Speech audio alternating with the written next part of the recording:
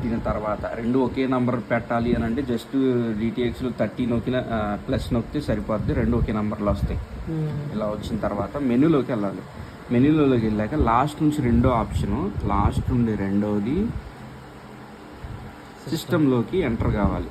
Enter అయిన తర్వాత ఈ మిడీలోకి వెళ్ళాలి. మిడీలోకి వెళ్ళాలంటే ఇక్కడ లెఫ్ట్ రైట్ యారో ఉంది చూడండి స్క్రీన్ కింద, దీన్ని 2 సార్లు నొక్కితే మిడీలోకి వెళ్తాం. ఆ మిడీలోకి వెళ్ళినప్పటి నుంచి MIDI in 4 option, MIDI in out through అన్నదాన్ని ఏం చేయాలంటే ఆన్ చేసుకోవాలి. ఆన్ చేసిన తర్వాత బ్యాక్ వచ్చేసి బ్యాక్ బటన్ నొక్కేసి డిటిఎక్స్లో ప్లస్ నొక్కు.